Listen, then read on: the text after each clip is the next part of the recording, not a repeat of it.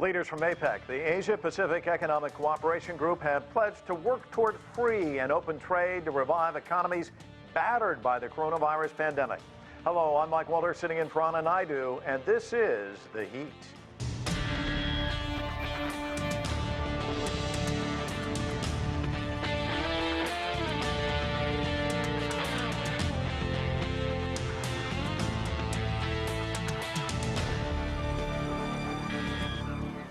A virtual gathering of APEC economic leaders wrapped up Friday, with member nations calling for economic integration and closer cooperation in the fight against COVID-19. CGTN's Ryan Maelzer has more from Kuala Lumpur.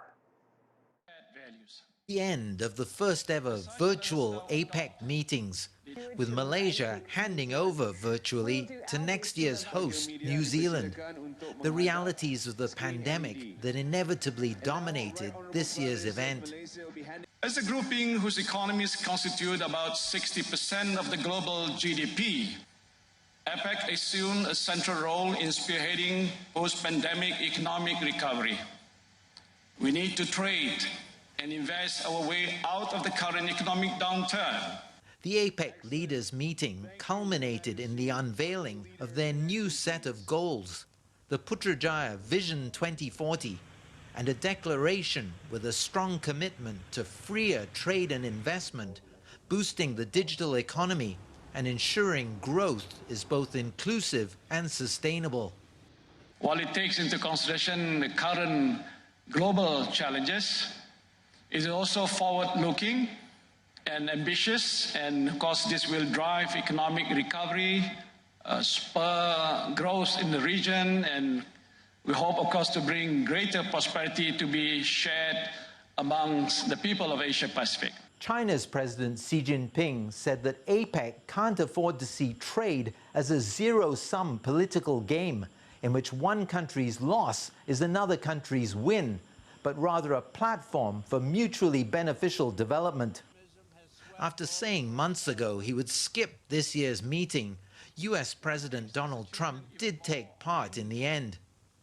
But his apparent disdain for the multilateral approach to trade that APEC supports has had a spillover effect, analysts say.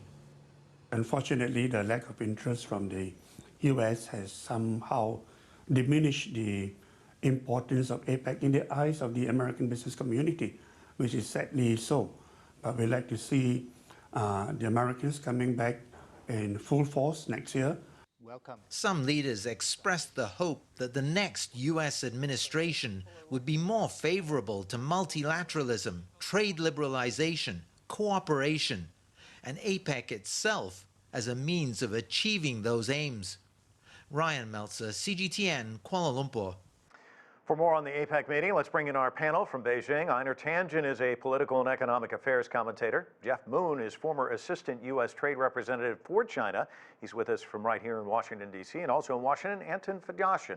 He's a history professor at American University. I want to welcome all of you to the broadcast. Einar, why don't I begin with you, and let's talk a little bit about President Xi's address. He hit on a lot of the same themes that we always see, multilateralism, but it seemed like he also got in a shot at Donald Trump. Let's listen to what he had to say. Unilateralism, protectionism, and bullying, as well as a backlash against economic globalization, have added to the risks and uncertainties facing the world economy. However, peace and development remain the underlying trend of our times. Meeting challenges through cooperation is the only way forward for us in the international community. Unilateralism, protectionism, bullying. A lot of people might say that's a description of Donald Trump's attempts, this U.S. first. Give us your sense of what he had to say. Well, Xi, as you said, was promoting the exact same themes that he has all along, and that kind of consistency is in stark contrast to what Donald Trump is doing, kind of transactional politics.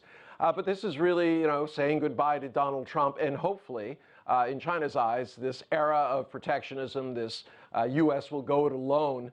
The U.S. has been a sour note on the whole APEC idea ever since the last time that Donald Trump was there, 2017, 2018. They weren't able to reach consensus. 2019, it was canceled. It was in danger of becoming kind of marginalized. But it's expected that Biden will, the next president, Biden, will be looking at this with completely different eyes and expectations. It's so interesting, Einar. I was talking to Ryan Maelzer yesterday, and he said he woke up wondering if Donald Trump was going to address the gathering. He did not, but he did take part. And, you know, he was absent, as you pointed out, the last time he was there, 2017. What do you make of him taking part in this? Because he's been pretty absent from the world stage ever since the election. Well, it's kind of puzzling. I mean, he was the only leader to appear without the unified backdrop. He chose the presidential seal, and instead, it was kind of, once again, a sour note. He looked very defensive. He had his arms crossed. He was kind of scowling into the whole thing. It's not clear why he did this, except maybe his advisors thought this would make him look more presidential and in charge. Unfortunately, it didn't. It just kind of underlined that the U.S. has been an outlier under his administration. So at this point, he didn't do himself any, any favors internationally. Now, instead of just being criticized at home, he brought himself to an international stage where they are also taking a dim view of everything he represented. And Jeff, Trump's time fading in the White House, Biden already moving ahead with his transition. He gave his victory speech on November 7th, but on November 15th, we have about a week later, 15 countries in Asia signing the Regional Comprehensive Economic Partnership. So give us your verdict on Trump and his take on how to deal with Asia. He, of course, moved away. He did not go with TPP. What's going to be the verdict on his 4 years in office when it comes to engaging with Asia? Well, I think that this has been 4 years of lost time for the United States under Trump, and I'm very glad that we're going to move on to a new president who believes in multilateralism, who will rejoin multilateral organizations, who will cooperate with our allies, and who will promote free trade. So I think that things are going to get better. Trump is in power for 60 more days. He is resisting leaving office, but he's discovering that in democratic systems, no one can extend his term, not for one term or not for life. As for the RCEP agreement, I support anything that promotes free trade, and I think the Biden administration will do so as well. It's an important symbol of Asian unity. The U.S. should be involved, but it's unfortunate that it's not. But we shouldn't exaggerate what RCEP is all about. RCEP is about tariff reductions, basically. It doesn't address industrial policy or the real barriers to trade, and the unity is only skin deep. While China was negotiating and finalizing the agreement, it launched a unilateral trade war with Australia, and in the years previous had similar trade wars with Japan, Korea, the Philippines, other neighboring countries. So, we're going to change our policy here in the United States, but China can't just talk the talk. It has to walk the walk. Einar, what's your response to that?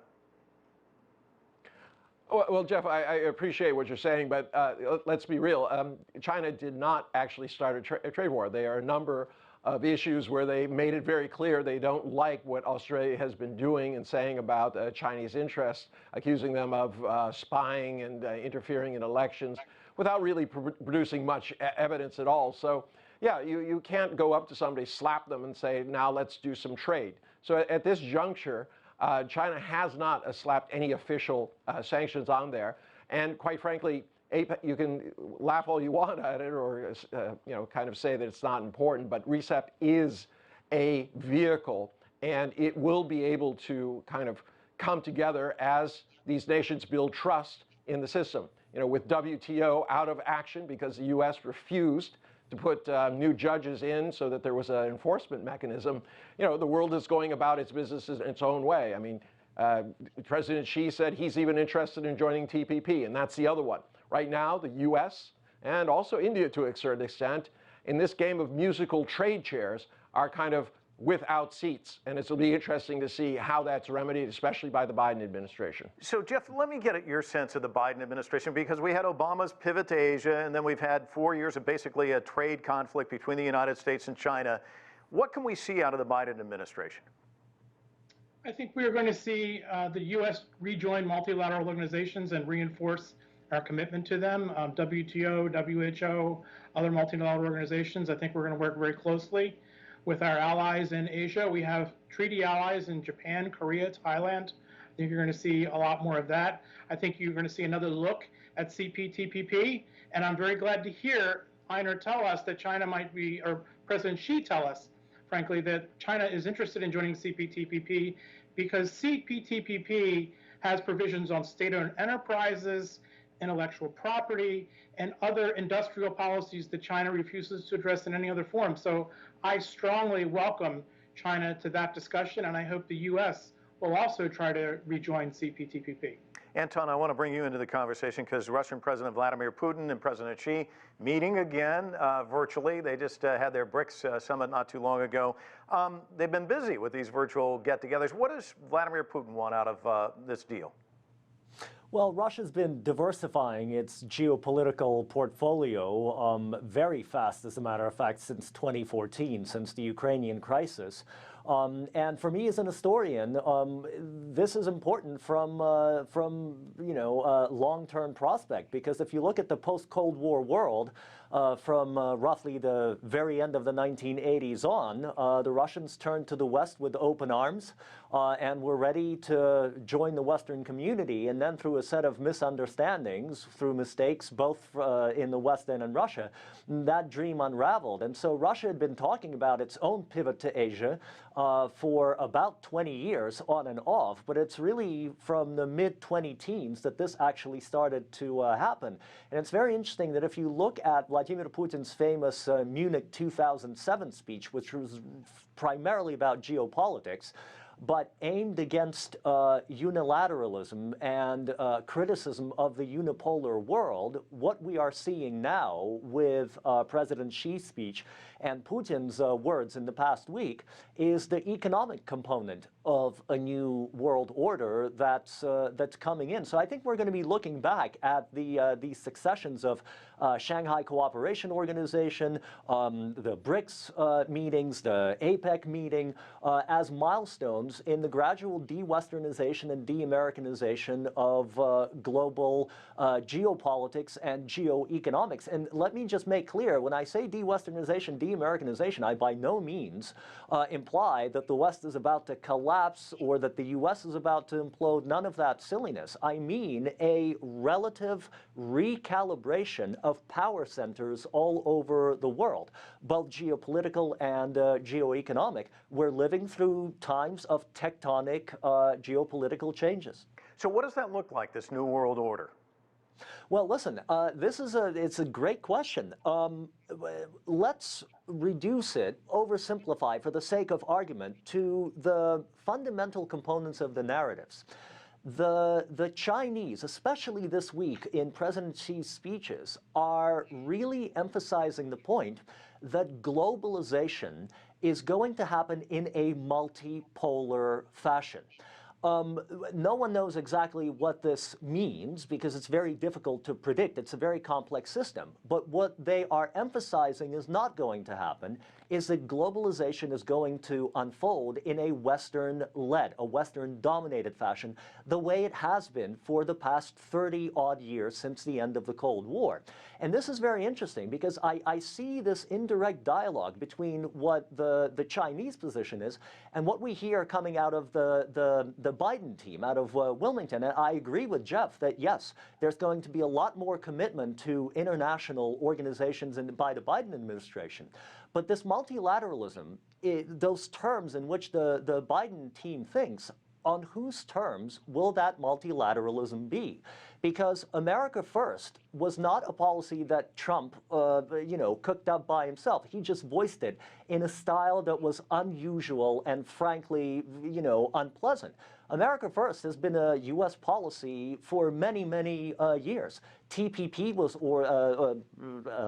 negotiated by the Obama administration around China, and as Obama himself said, it's a part of the public record.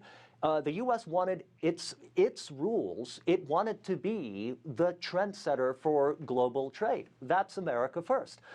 We go back to the Clinton era when Madeleine Albright famously remarked that the U.S. is the indispensable nation. That was America First. So let's see what the Biden administration brings to the multilateralism, what the content will be. Jeff, let me get you involved in this conversation too, because it's really interesting what Anton just said. I interviewed Parag Khanna last year after he came out with his book, The Future is Asia, and he made a lot of the same points that Anton's making here. How does the U.S. adapt to this new world that they're entering with the Biden administration, and how much of a setback has the last 4 years been in terms of engaging in that new environment? Well, I think that if Trump had been reelected, the harm to American prestige and international leadership probably could have been permanent. I think, however, that Biden will be able to reverse things quickly. And other countries welcome this. I chuckled when I saw right after Biden was elected that the mayor of Paris tweeted, "Welcome back, America." And so there are countries that are looking for the United States to come back and rejoin these multilateral organizations and rejoin a rules-based international system for resolving the differences between us and confronting the challenges in the future. And that's what the United States wants to do. America has traditionally been a leader, and there are other countries that also want to exert leadership to a certain extent. But the friendship between China and Russia, for example, is a marriage of convenience. You know, China and Russia were good buddies back in the 50s, and that dissolved. And this friendship is really something strategic to confront the West, I think. I don't think it's anything more than skin deep, and we'll see how it plays out in the future. Anton, I saw you nodding. Yeah, I agree with Jeff. This is a marriage of convenience, if you want. But listen, don't dismiss marriages of convenience. So far, the relationship has been developing very well, and Jeff is absolutely right. Yes, the Soviet Union and China were friends in the 1950s, then it went sour, and now it's back again.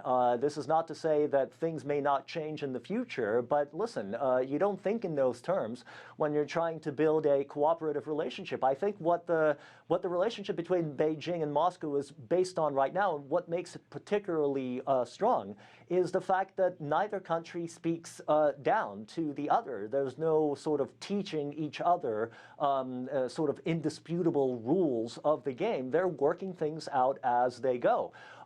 Again, we'll see how the Biden team approaches this, because there is a great tendency in Wilmington right now. There's a lot of restorationist language. And so, yes, people are happy to see the U.S. rejoin the international community. But again, the question is, given the rapidly changing global situation, what are the terms of that rejoining? Because if Biden and his team think that the U.S. is going to return to the unipolar moment of the 90s and the early 2000s, I think they're going to be disappointed.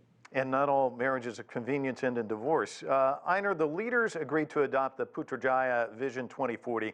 It reads in part, "Our vision is an open, dynamic, resilient, and peaceful Asia-Pacific community by 2040 for the prosperity of all our people and future generations." It's always interesting when they come out with these communiques, because it seems like there's always this wrangling on what's going to go into the document, and a lot of time it's mostly platitudes and generalities. Is there anything in this document that jumps out at you? Well, absolutely, because it does echo exactly what Xi Jinping has been saying. So it's much closer to what China's position than the American position. But what's really striking here is the fact that there was only 150,000 votes that separated Biden in these battleground states, that separated, determined who was going to be the president, and the reliability of the United States is still in question by a lot of entities. And I think you saw in this joint communique a very clear message that these groups do not want to be weaponized in an effort by the U.S. to kind of contain China. If that was the case, you wouldn't even had these kind of even gentle stabs at putting something together. So, at this juncture, it's going to be a wait and see game how they put those things together, as we all know. But this idea that Biden has expressed that America's going to take its rightful place at the head of the table, I agree. That is not something that's going to happen, and it's going to have to be adjusted, or he'll find himself in the same position as Donald Trump in a milder way.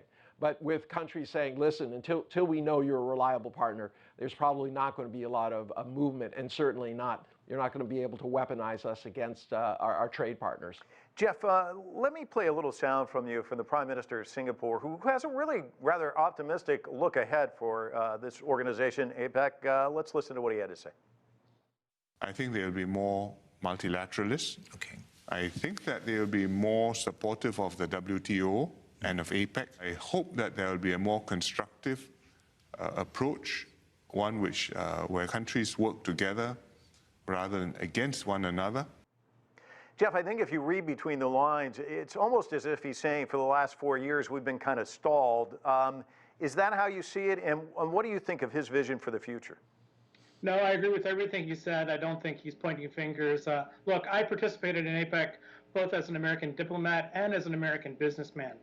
And APEC is a consensus organization. It can mandate action. It can encourage shared goals and best practices in areas where there is broad agreement. So there was nothing to disagree with in the Singapore Prime Minister's statement. Those are all very apple pie kinds of statements. Getting back to the issue about Biden and what the Biden administration is going to do, I mean, I think we're getting over our skis yet.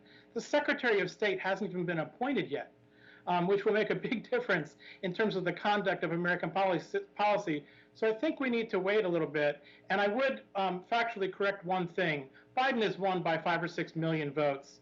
The difference between Biden and Trump in the state of Michigan was 150,000 votes. Yeah, let me ask you about when we were listening to Ryan Maelzer's piece, there was a gentleman who said that there just seemed to be a lack of interest, that APEC was diminished from U.S. businesses in the last 4 years. You know, coming from the business standpoint, as you mentioned, you've been there in that capacity. Would you agree with that?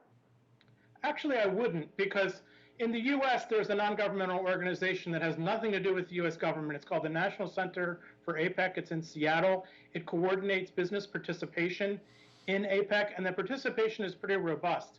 And actually, I think that the most useful thing about APEC is not the leaders' meetings, it's the networking that goes on. It's one of the rare places where officials from a variety of countries come together, can meet each other, and can also meet business.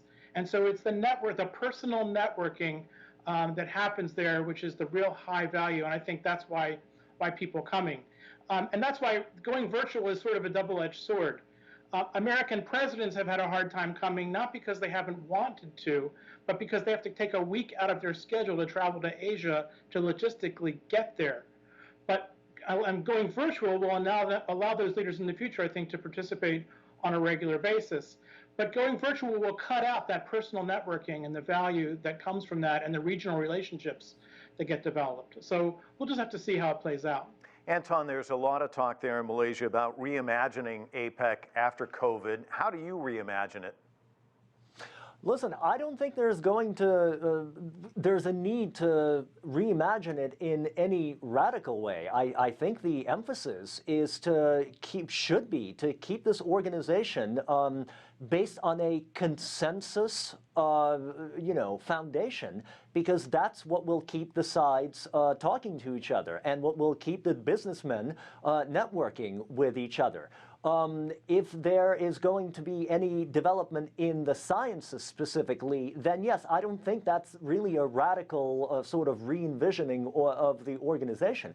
But the fact that, yes, the pandemic has brought home to many people who may not have realized it earlier, that biologically and by extension environmentally, we are all much more dependent on each other and much more vulnerable to what happens in other countries is beyond doubt. The question is, will politicians draw the right results? I guess we'll have to talk about this about a year from now again, when the next set of summits happens, and we'll see what the results are. Einar, let me talk to you about what Jeff said, because I get the whole networking aspect, people passing out cards, making connections, that sort of thing. These virtual gatherings, you're just not going to get that. But I talked to Ryan Maelzer yesterday, and he was saying they had these CEO dialogues, and they went on and on until about midnight. A number of these thought leaders also engaged, basically a long brainstorming sessions. Are there some benefits to the virtual gathering that you probably wouldn't get in these face-to-face exchanges?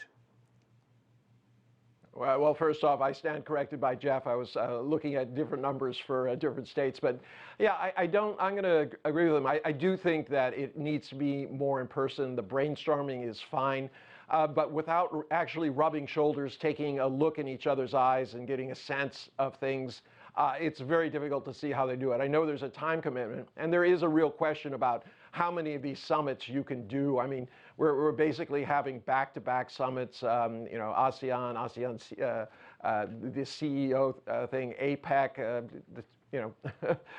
the Global 20. It's just, some of these need to be pushed up. And I'm going to disagree a little bit with my cohorts on this. I think this group is going to turn into a temperature gauge, and that the real action is moving into these kind of trade groups, both TPP and also RCEP.